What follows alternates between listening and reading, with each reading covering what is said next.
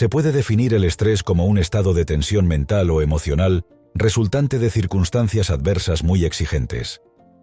Pero, ¿cómo los diferentes tipos de estrés causan efectos a largo plazo en nuestro cerebro y cuerpo? El estrés usualmente se crea cuando no podemos predecir un resultado futuro, cuando sentimos que no podemos controlar una situación, o cuando tenemos la percepción de que hay una amenaza, un peligro, o la percepción de que algo está a punto de empeorar en nuestra vida. Es posible que no puedas controlar todo lo que sucede en tu vida o en el mundo exterior. Sin embargo, ¿es posible aprender a controlar tu mundo interno de pensamientos y sentimientos? En los próximos minutos, identificaremos diferentes tipos de estrés. Te mostraremos los efectos del estrés a largo plazo, cómo puede crear enfermedades en tu cuerpo. Y una vez que comprendas lo que puede hacer el estrés, espero que esta información te permita hacer algunos cambios importantes en tu vida.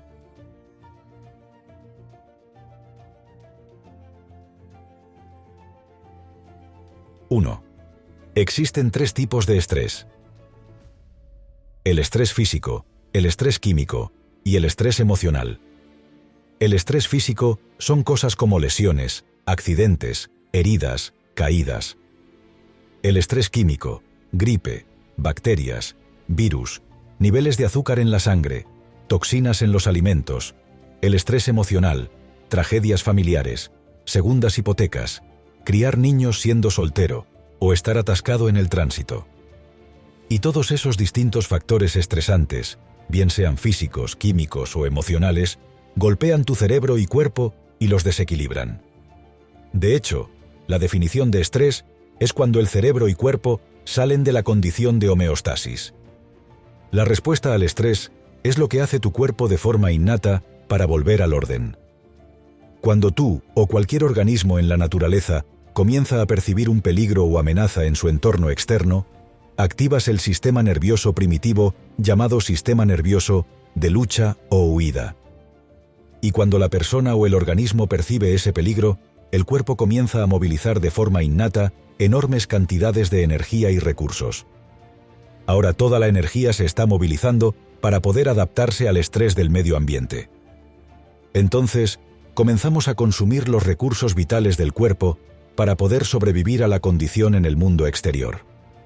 Todos los organismos en la naturaleza pueden tolerar el estrés a corto plazo, ya sea una cebra perseguida por un león o un ciervo acechado por una manada de coyotes. 2. El sistema de emergencia. En el momento en que el organismo percibe el peligro, activa el sistema de emergencia. Hay una descarga de adrenalina y una descarga de energía y se produce una excitación en el cerebro y el cuerpo, por lo que esos químicos alteran nuestra homeostasis normal. En ese estado de supervivencia, activamos el sistema nervioso simpático, o lo que se llama el sistema nervioso de lucha o huida, y nuestras pupilas se dilatan. Se deja de producir saliva. No es hora de comer. Aumenta nuestra frecuencia cardíaca. Aumenta nuestra frecuencia respiratoria. La sangre se envía a las extremidades y no a los órganos internos, pues es hora de correr. Es hora de pelear o de esconderse. Ahora, si la cebra o el venado logra evadir al depredador, 30 minutos después, la respuesta al estrés comienza a apagarse y el cuerpo vuelve al equilibrio. Después de que hay una respuesta al estrés, muchos organismos necesitan descansar y recuperarse porque el cuerpo tiene que volver a ponerse en línea, regenerarse y conservar energía. ¿Qué pasaría si te persigue un tiranosaurio rex y activas el sistema nervioso primitivo llamado sistema nervioso de lucha o huida? En el momento en que percibes esa amenaza y estás en peligro, huyes del depredador y es una excelente adaptación. Pero, ¿qué pasa si el depredador te está acechando fuera de la cueva esperando a que salgas a buscar comida? Podríamos decir que tu capacidad para mantener una cierta respuesta al estrés se extendería. Pero, ¿y si no hay ningún dinosaurio fuera de la cueva? ¿Qué tal si es tu compañero de trabajo, o tu suegra, o tu jefe, o el tránsito? Y lo que fue una gran adaptación, se vuelve una muy mala adaptación. Porque cuando activas la respuesta al estrés, si no puedes apagarla, termina en enfermedad. porque ningún organismo puede vivir en modo de emergencia durante un tiempo prolongado. Reflexiona conmigo. Si sigues movilizando enormes cantidades de energía por alguna amenaza en tu mundo exterior, no hay energía en tu mundo interior para crecer y repararte. Piensa en el sistema nervioso simpático como el sistema de emergencia, como el acelerador de un automóvil. 3. El otro sistema nervioso, llamado sistema nervioso parasimpático, es el sistema nervioso de la relajación, de la regeneración y del metabolismo. Si una persona vive en un estado de estrés constante, y como un adicto, está condicionada por la excitación de esos químicos, con el tiempo comenzará a usar los problemas y condiciones en su vida para reafirmar su condicionamiento o su adicción a esa emoción. Estamos tan condicionados a esas sustancias químicas que, tal como un drogadicto, necesitamos el empleo malo, la relación mala, la situación difícil en nuestra vida para seguir recibiendo esa descarga de adrenalina, para seguir recibiendo ese torrente de energía. Y en cierto sentido, la gente se vuelve adicta a una vida que ni siquiera le gusta. Debido al tamaño de la neocorteza, el cerebro pensante, como ya sabes, podemos hacer que el pensamiento sea más real que cualquier otra cosa. Y las personas pueden comenzar a pensar en sus problemas, y a medida que piensan en sus problemas, pueden activar la respuesta al estrés solo con pensar. Y ahora sabemos que esos químicos pueden volverse adictivos y que puedes activar la respuesta al estrés con solo pensarlo. Entonces, te puedes volver adicto a tus propios pensamientos. Es un hecho científico que los efectos a largo plazo de las hormonas del estrés presionan los botones genéticos que causan enfermedades y puedes activar la respuesta al estrés solo con pensarlo. Significa entonces que tus pensamientos literalmente te pueden enfermar. Muchas enfermedades son creadas por el sistema inmune que se suprime, lo que llamamos enfermedades inmunomediadas. Desde el cáncer a la esclerosis múltiple, lupus, artritis reumatoide, alergias alimentarias, sensibilidades alimentarias, son causadas por un sistema inmune debilitado.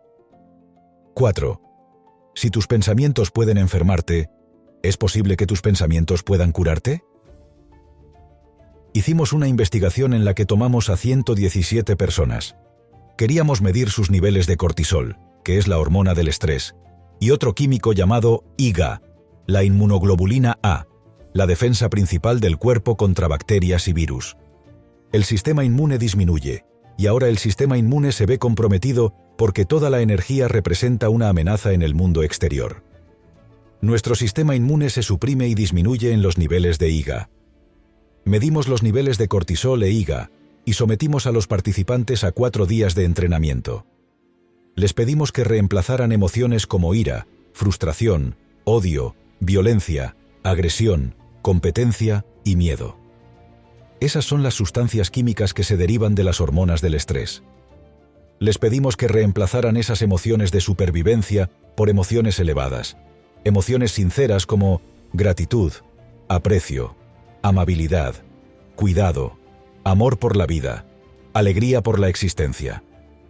Lo que queríamos que hicieran por 10 minutos al día era abrir su corazón y comenzar a sentir esas emociones elevadas.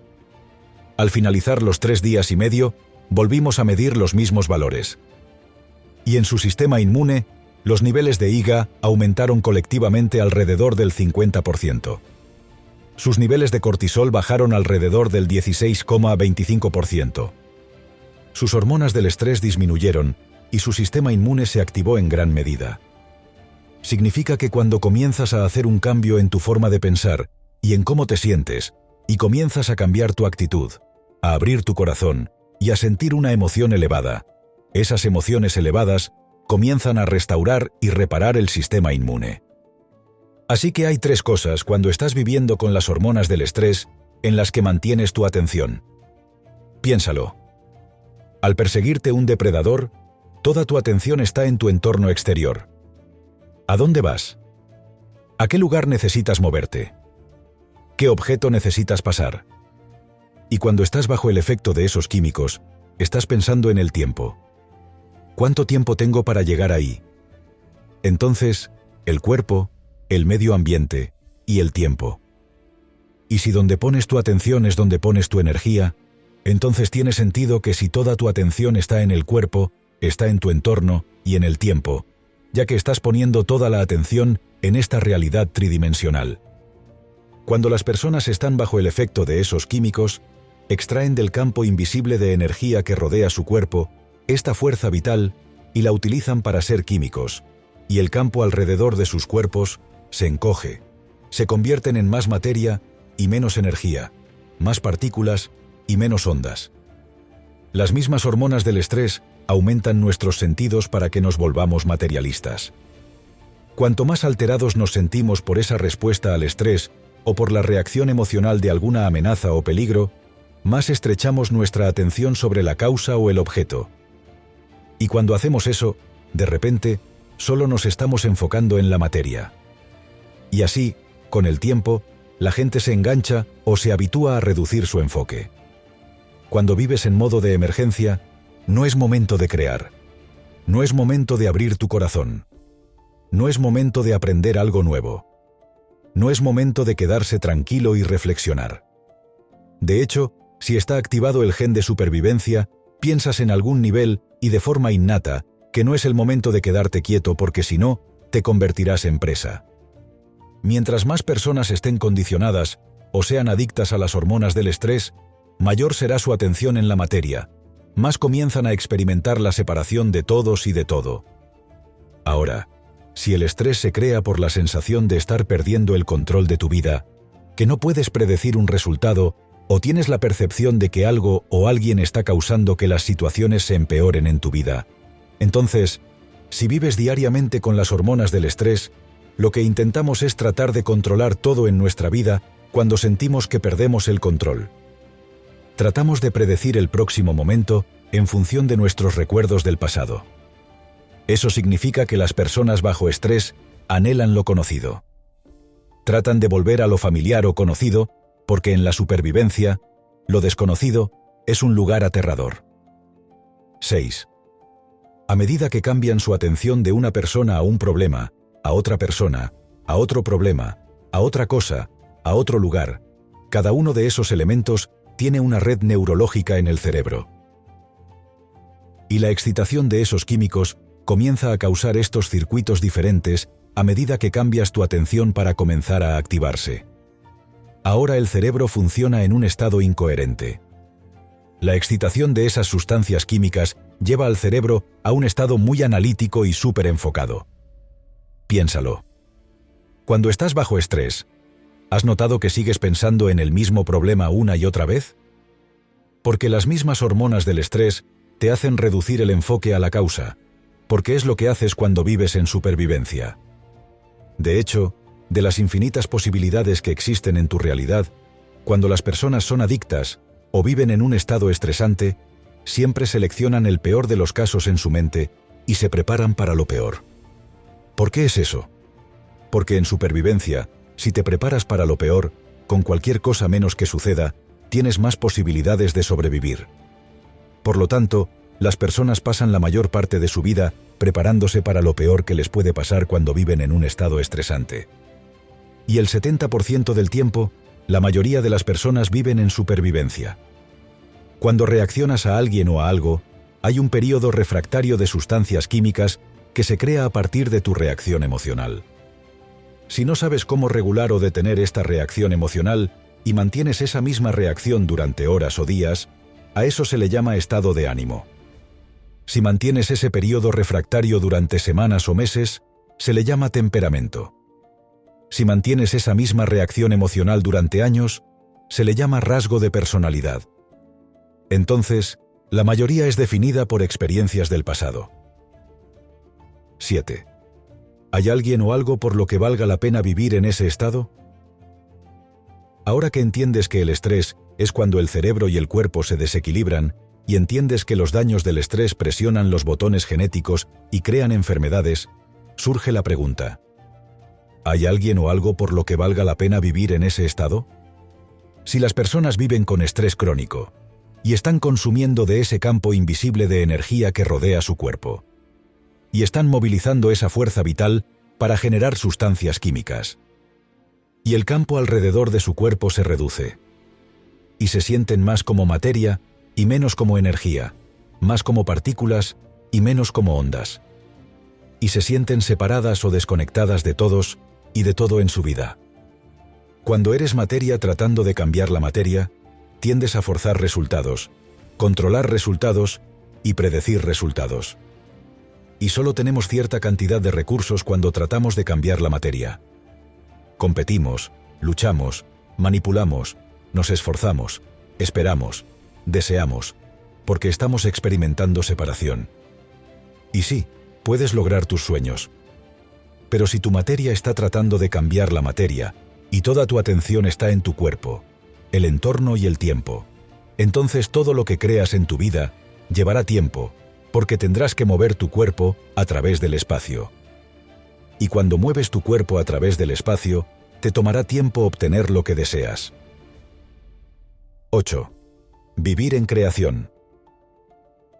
Podrías desear una casa, un nuevo auto, una nueva experiencia, unas nuevas vacaciones, pero deberás arrastrar tu cuerpo al trabajo todos los días para ganar dinero para pagar esas cosas. Y sí, puedes lograr tus objetivos, pero puede que debas trabajar más duro y tomarte algún tiempo para lograrlo. Hay otro estado mental y corporal en el que puedes vivir y se llama vivir en creación. Es justamente lo contrario a vivir en la supervivencia. Si las hormonas del estrés crean incoherencia en el cerebro, así como incoherencia en el corazón, lo que descubrimos cuando la gente vive en ese estado es que, ¿qué tal si tuviera la capacidad de pasar de un enfoque limitado o convergente a lo que se llama enfoque divergente, enfoque amplio o abierto? Resulta que cuando la gente le resta atención a su cuerpo, cuando quitan su atención de las personas en sus vidas, cuando ya no prestan atención a las cosas que poseen como su teléfono celular, su computadora, su auto, no están pensando en el lugar al que necesitan ir, en lugar de donde están sentados, y no están pensando en el tiempo en sí mismo, entonces redirigen toda su atención y su energía fuera de esta realidad tridimensional. Como no le prestan atención a eso, tiene sentido entonces que comiencen a cambiar su estado cerebral. Hemos enseñado a la gente a ampliar su enfoque. Cuando abren su enfoque y no perciben nada más que espacio. Cuando abren la conciencia y se sintonizan con la energía o la frecuencia, y en lugar de poner su atención en la materia, ponen su atención en la energía, el acto de abrir su conciencia les hace dejar de pensar, dejar de analizar. Si ya no están pensando y ya no están analizando, ya no están activando esos circuitos en el cerebro. De pronto, comienzan a ralentizar la actividad cerebral y a ir más allá de su mente analítica. Y a medida que suprimen la neocorteza, el banco de memoria del autobiográfico, comienzan a suprimir todo lo conocido en su realidad tridimensional y apagan la neocorteza, comenzando a regular las ondas cerebrales y a ralentizarlas. 9. De repente, sucede algo mágico. El acto de abrir su conciencia hace que varios compartimientos del cerebro que habían estado subdivididos como una casa contra sí misma, comiencen a sincronizarse, comiencen a unificarse. Empiezas a ver neuronas que se van uniendo a comunidades más grandes de neuronas. Lo que fue un cerebro incoherente comienza a ser más organizado. Ahora bien, el estrés crónico crea una afección tiroidea llamada enfermedad de Gravis-Sede, y la persona desarrolla lo que se llama miastenia gravis. Y el efecto secundario, aparte de falta de energía, es la visión doble. Esta persona dice: he creado esta condición ahora que entendí que había manejado mal mis pensamientos, mis sentimientos y reacciones emocionales. Si creé esta condición presionando los botones genéticos todos los días y me tomó algunos años, perdí mi matrimonio, perdí mi negocio, debo ir más allá de esa historia y contar una nueva historia. Debo empezar a creer en mi futuro más de lo que he estado creyendo en mi pasado. Entonces es posible que pueda comenzar a hacer esos cambios significativos. Y cuando esa persona empieza a superar las hormonas del estrés y le enseña a su cerebro y su cuerpo cómo crear coherencia, el efecto secundario es que el cuerpo recupera el equilibrio. 10. Ahora su visión es perfecta. Las hormonas tiroideas están volviendo al equilibrio y ha movido su cerebro y cuerpo nuevamente a la homeostasis. En cierto sentido, se curó de la condición porque su sistema nervioso autónomo volvió a hacer su trabajo, que es crear orden y equilibrio. Cuando vivimos en dos estados de mente y cuerpo, vivir en supervivencia es vivir en nuestro estado animal. Y cuando vivimos en estrés, el cuerpo está contraído debido a que utilizamos muchos de los recursos del cuerpo y experimentamos catabolismo o descomposición de los tejidos. Al estar el cuerpo en ese estado, hay enfermedad o desequilibrio. Tiene lugar la degeneración. Las emociones de miedo, ira, tristeza, son las principales emociones de supervivencia. El yo viene primero. Cuando vives en ese estado, toda tu atención está en tu entorno, está en tu cuerpo, está en el tiempo.